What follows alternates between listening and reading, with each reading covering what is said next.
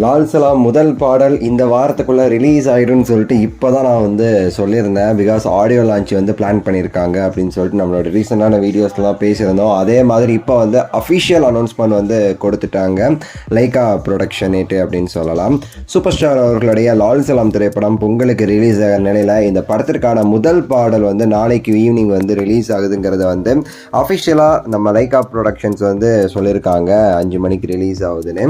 அது மட்டும் இல்லாமல் இந்த பாட்டோடைய பெயருமே அறிவிச்சிருக்காங்க. ஒரு போஸ்டரோட சேர்த்து வந்து ரிலீஸ் பண்ணியிருக்காங்க. தேர் திருவிழா அப்படிங்கிறது இந்த பாடலுக்கான பெயர் அப்படிங்கிறத சொல்லியிருக்காங்க. தேர் திருவிழா அப்படிங்கிற பெயரில் வந்து இந்த பாடல் வந்து ரிலீஸ் ஆக இருக்குது.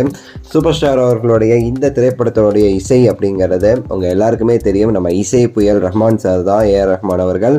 ஸோ அவரோட இசையெல்லாம் ரஜினி சார் படம் அப்படின்னாலே அதுக்குன்னு தனி ஃபேன் பேஸ்லாம் இருக்கிறாங்க. நானும் அதில் ஒருத்தன் அப்படின்னே சொல்கிறதுல ரொம்ப பெருமை. அண்ட் வந்து இந்த பாடல் அப்படிங்கிறது தேர் திருவிழா. ஸோ ஃபுல்லாகவே சரி ஒரு ரெட்டிஷாக வந்து இந்த பாட்டிற்கான யூஐ எல்லாம் வந்து டிசைன் பண்ணியிருக்காங்க அந்த போஸ்டர் ரேட்டு. ஸோ வந்து போஸ்டர் நீங்கள் பார்த்தாலே தெரியும், ஒரு திருவிழாவில் வர பாட்டு மாதிரி. அதுவும் பேக்ரவுண்டில் ஃபயர்லாம் இருக்கும்போது வந்து நிறைய விஷயங்கள் நமக்கு வந்து கிளம்புது. எந்த மாதிரி வந்து லிரிக்ஸ் இருக்க போகுது. அதுவும் இல்லாமல் ரஹ்மான் சார் அப்படின்னாலே வந்து வெறித்தனமாக இருக்கும். அவர் வந்து இந்த மாதிரி திருவிழா சாங் வந்து நிறைய முன்னாடி போட்டிருக்காரு.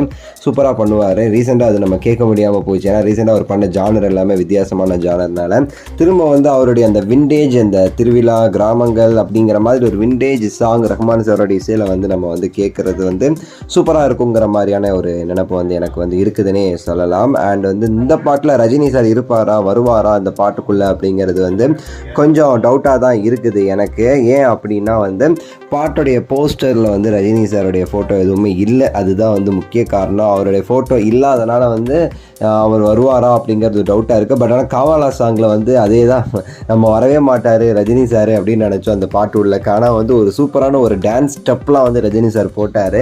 ஸோ அந்த மாதிரி ஏதாவது சர்ப்ரைஸும் வச்சுருப்பாங்களா அப்படின்னு சொல்லிட்டு நம்ம வந்து எதிர்பார்க்கலாம்.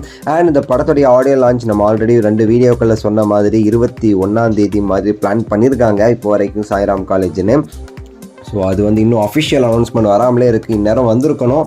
ஏன் டிலே பண்ணுறாங்கன்னு தெரியல, வெயிட் பண்ணி பார்க்கலாம். ஸோ அஃபிஷியல் அனௌன்ஸ் வந்தவங்க நம்ம திரும்ப பேசலாம். நாளைக்கு இந்த பாட்டை கேட்டுட்டு எப்படி இருக்குது அப்படிங்கிறத நம்ம வந்து பேசலாம். நம்ம சேனல்லே ரிவ்யூ வந்து ரிலீஸ் பண்ணுறேன்.